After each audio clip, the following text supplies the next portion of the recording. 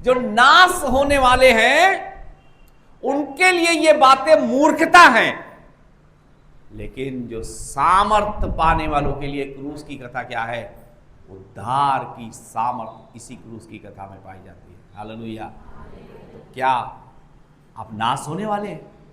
दो कैटेगरी है और उनकी दो मानसिकता है। नाश होने वालों की मानसिकता क्या है? क्रूस की कथा बेकार की बात है, लेकिन उद्धार पाने वालों के लिए क्रूस की कथा सामर्थ है। हालेलुया।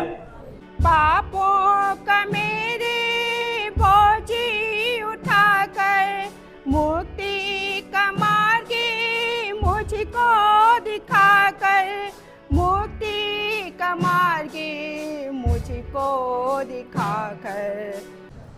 अगर संसारिक तौर से देखूं तो ये अच्छी बात नहीं है किसी की मृत्यु होना, तो हम उसको गुड बोलेंगे या बैड बोलेंगे? बैड बोलेंगे। क्यों? क्योंकि किसी का मरना किसी को अच्छा थोड़ी लगता है। बट स्टिल वी से गुड फ्राइडे। व्हाई? फिर भी हम उसको गुड फ्राइडे बोलते हैं। क्यों? आपको पता है? कोई आपसे पूछेगा कि क्यों गुड फ्राइडे बोलते हैं? इसमें तो ईसा मसीह को मार दिया गया था इस दिन, तो फिर क्यों उसको गुड फ्राइडे बोलते हैं? जो उसकी डेथ हुई थी वो हम सब के लिए, पूरी मानव जाति के लिए अच्छाई के लिए हुई थी, ताकि मैं और आप, हम सब लोग अच्छे हो जाएं, हम सब लोग चंगे हो जाएं, हम सब लोग जो अपनी परेशानियों में पड़े रहते थे, हम जो नरक की आग की तरफ जा रहे थे, उनसे हम वहां से हम बचा लिए जाएं। तो वो हमारे लिए अच्छी बात है, इसलिए हम लोग क्या बोलते हैं उसको? Good Friday.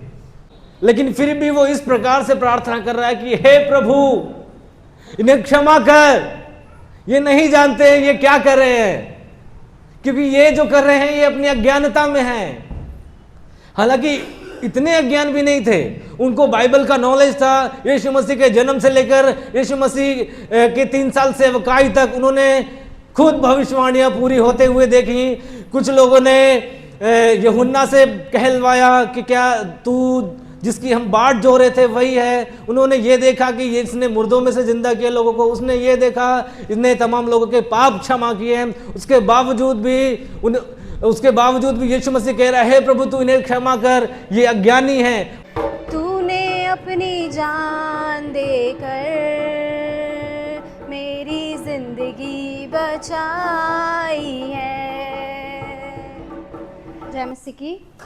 छठवीं वाणी है, यीशु ने कहा पूरा हुआ। और 7वीं वाणी है, हे पिता मैं अपनी आत्मा तेरे हाथों में सौंपता हूं। ये सारा संसार इसको दोहरा रहा है। यीशु को क्रूस पर चढ़ाए जाने का 2 विशेष कारण।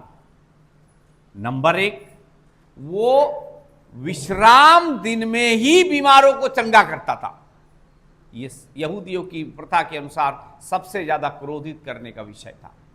और दूसरी बात, वो अपने आप को परमेश्वर का पुत्र कहता था। ये 2 बातों से सब लोग इतना क्रोधित हो जाते थे क्योंकि वो इन बातों को समझ नहीं पाते थे। और यीशु को क्रूस पर चढ़ाने से पहले एक भयंकर षड्यंत्र रचा गया। क्यों? क्योंकि उसमें किसी प्रकार का दोष पाया नहीं जाता था, उसके ऊपर जबरदस्ती दोष लगाया गया। ये अपने आप को परमेश्वर का पुत्र कहता है। उसी बात को प्रमाणित करने के लिए नीचे से लोग उसका रहे थे। क्या कह रहे थे? यदि तू परमेश्वर का पुत्र है तो क्रूस पर से नीचे उतरा। हालेलुया।